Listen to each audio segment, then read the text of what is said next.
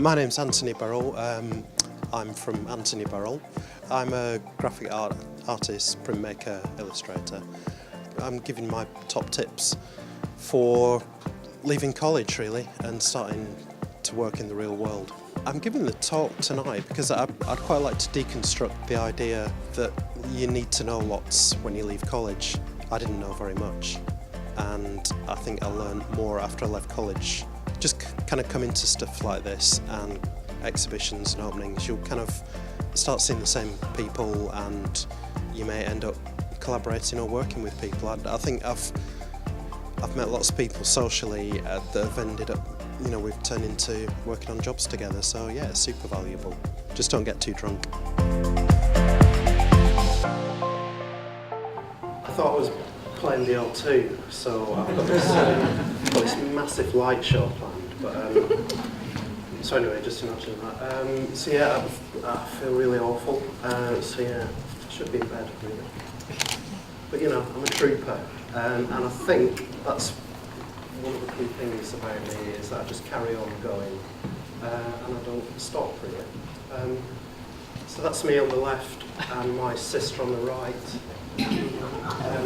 So I'm happily grasping a glass of red wine and looking directly into the future, all you people, because I knew that whatever 40 years later I'd be in this room speaking to you lot tonight. Oh yeah, there's a horse as well. So a few years after that picture was taken, I started to get into records and kind of music and the whole thing really. I suppose that was kind of visual culture for me. I was interested in art. I loved like David Hockney and Peter Blake and people like that. So I was, and my art teacher at school, Mr. Colin Cliff, said, "Oh, you should try doing a foundation course." So I enrolled at Oldham College of Technology, and I did a foundation course in and kind of found out that I was really interested in graphic design. So I applied to go to Preston to do graphics because I visited there and was impressed by all the buildings and young ladies who were there, obviously. So I kind of I thought that'd be brilliant. I love it there. I can be a graphic designer and it's all neat and tidy. But I didn't get in. So I had to go to my second choice, which was Leeds Polytechnic. And I think that's one of the first things that happened that kind of sort of decided my future, really. I think if I'd gone to Preston, I would have probably ended up being a graphic designer, working in the northwest of England, designing brochures for local businesses. But instead I went to Leeds and discovered this whole other life. I think Leeds was much more of an art college. There was fine art there, printmaking, furniture, all that stuff. So I started making work like this. It's really just a complete mess.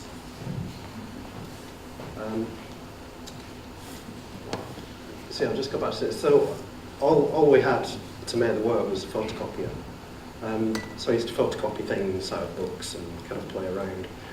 And everybody else was doing kind of massive paintings and sculptures and kind of printmaking. And I was always, the last thing I wanted to do was graphic design. I hated graphic design. And I was kind of not really interested in typography or anything like that, really. The last thing I wanted to do was get a job as a graphic designer. So to kind of extend this fun time that I was having, my tutor at the time, John Ross, who's another big influence in my career, he said you should apply to Royal College down in London. I went, all right. So I kind of came down to London with everybody's portfolios. I was voted the person to come down with all the portfolios, and I was the only person who got an interview. So the word went around college that I ditched everybody else's portfolios, which might be true. So I ended up going to the glamorous Royal College of Art in London. So I started there in 1989, Yeah, I'm almost as old as Lawrence Segan. So yeah, I'd spent the summer in Ibiza as a kind of warm-up, and I grew my hair. So yeah, I've still got that same look in my eyes, that kind of far away, but I think that was more to do with acid house. So yeah. So this is the kind of stuff I was making. So obviously, it was a massive leap from the work I was doing at Leeds. I was kind of, I thought, oh yeah, I'll just carry on doing photocopying, because everyone at Leeds loved that and thought it was really cool. So I was kind of making all this stuff. Let's go back to the studio. So yeah, this was the studio. As you'll see, there are no computers. Nobody used a computer. It was, you know, it's from the space age, and it wasn't cool. I think that was a crucial thing, was that if you did work on a computer, it would look all pixely and bitmapped and awful. And at the time, everyone was more into sort of textures and kind of handmade things. So this is the kind of stuff I was doing, kind of just making, kind of finding things and kind of grabbing stuff. And I had weird obsessions with flying saucers and horses, and I was kind of making really confused work. And obviously the tutors thought it was rubbish. Margaret Calvert described my work as wallpaper, which is, I think, quite not wallpaper in a good way either. Wallpaper in just like, it doesn't mean anything, it's just stuff. I was like, all right, thanks for that insight, Margaret. So I've got a problem with authority figures, obviously. I kind of like to do my own thing. I don't like to be told what to do by anyone. And I just sort of carried on making work. I think at the time, all the other students, there was a kind of generation of designers, I suppose. I was in the same year as Matthias Augustiniak from MM Paris. In the year above it was GTF, Johnny Barnbrook, and then the year below it was Fuel. So it's this kind of, so I always like to kind of lump myself in with that kind of group of people, that it's kind of, we're all making work that was still analogue, but then kind of taking all this kind of new information that was kind of coming along, really. So I started to look at typography again, something that I'd kind of resisted in the past because it was too neat, but then I realised you could kind of look at kind of stencil typefaces and bits of letterpress. So I started doing letterpress with Alan Kitching, who was another kind of big influence. So stuff like this. That's a picture of my sister. And that's my mum and my sister in a car. So I was kind of doing stuff like this, and it was like, well, what's it mean? It doesn't mean anything. It kind of, what's the commercial application? There isn't one, that's the point. So I was slightly worried about what was going to happen when I left. So I started making these kind of little photocopy books. They were my concession to producing something that people could sort of look at and kind of work out what I was doing. So I started working more with like bits of text and little phrases and things. And you can see how the fog is disappearing, and I'm slowly working out what it is that I'm supposed to be doing. So this stuff was just after I left from college.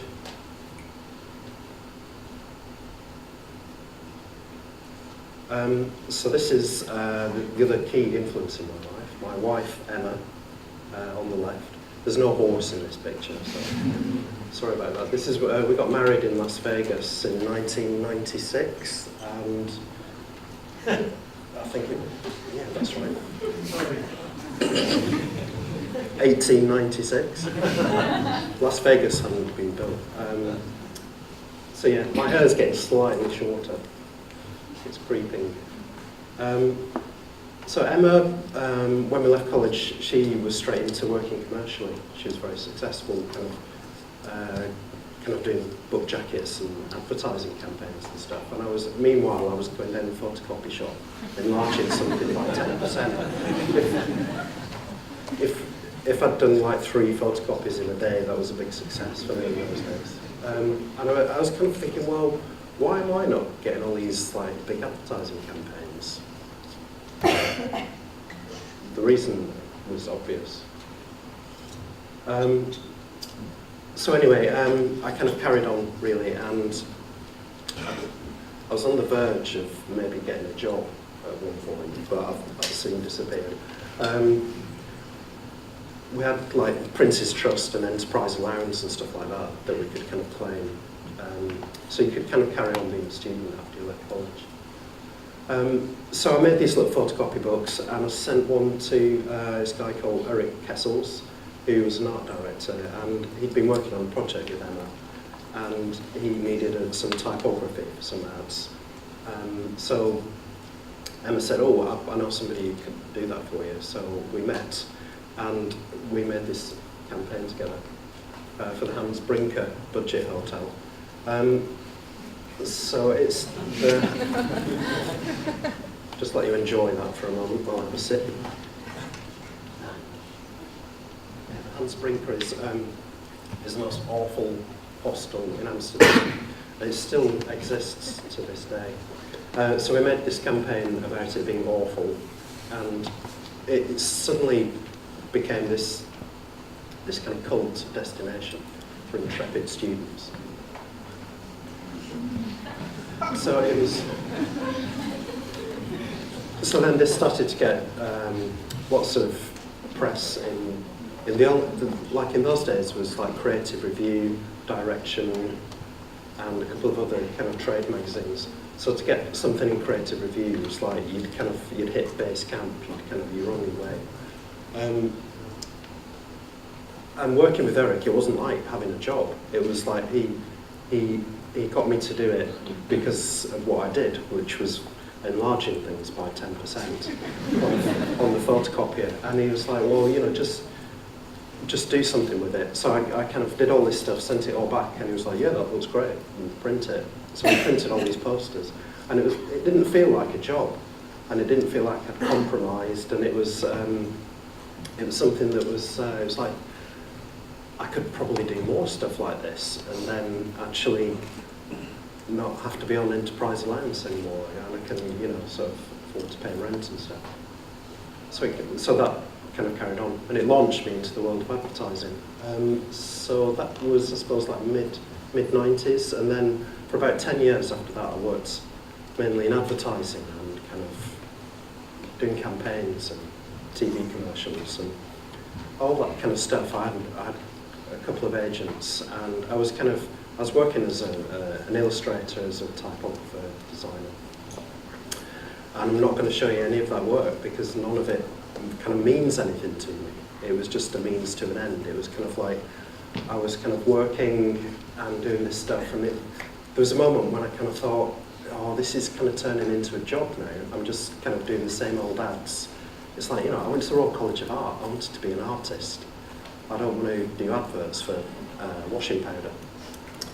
So I spoke to my agent and I said, you know that washing powder campaign? Well, that's the last one I'm going to do. And then after that, I'm not going to do any more.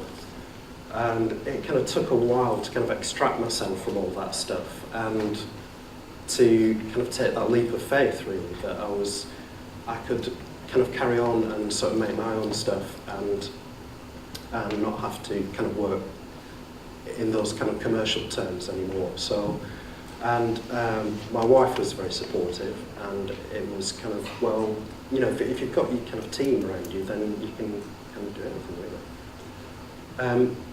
So around that time, we moved out of London and we moved down to Rye, and it was almost like a kind of amazing coincidence that this thing happened. So I found out this letterpress printers.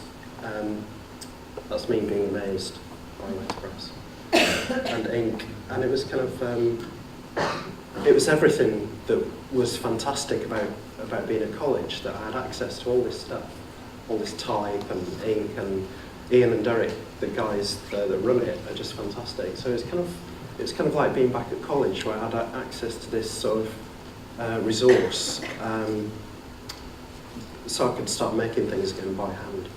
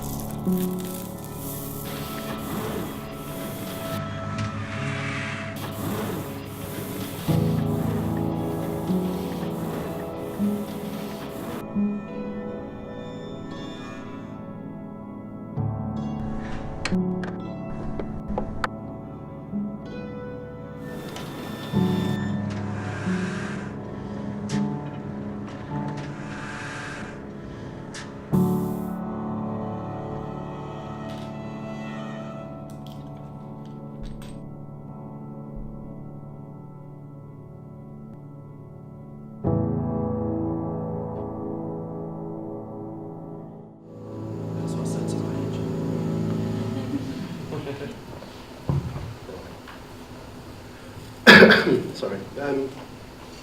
So this is the first poster I did, and it went on to become my best known piece of work. And I've just kind of made it because it was kind of something I'd overheard, and I thought it'd be nice to make it into a poster. And that was in 2004, and it's kind of since then it's gone on and turned into this other thing, like a kind of thing, really. And people buy it, so we can make money out of it.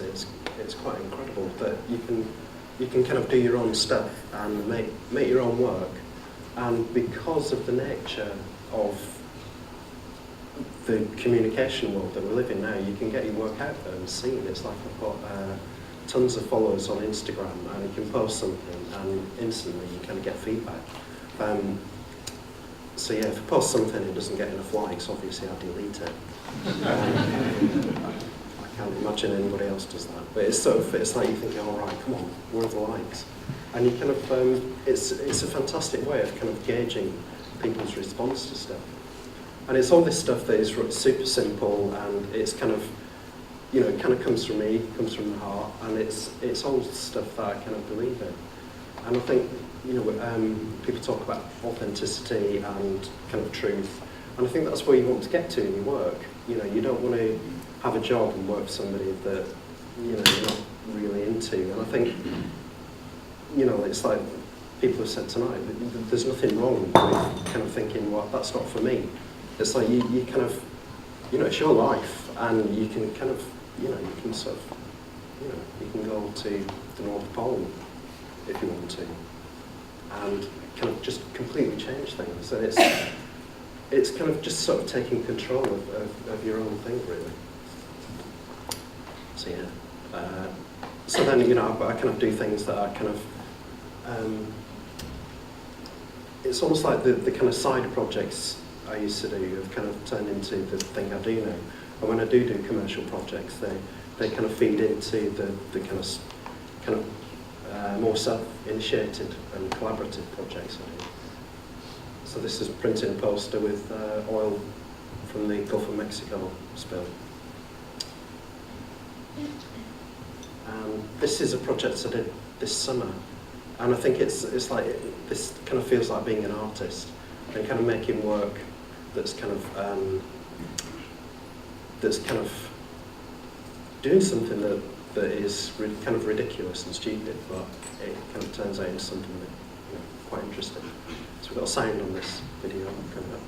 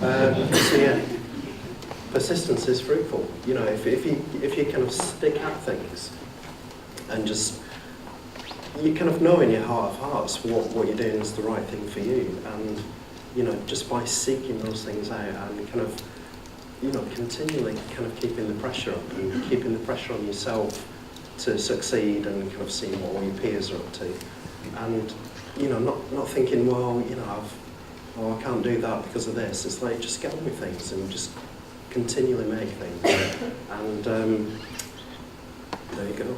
That's it.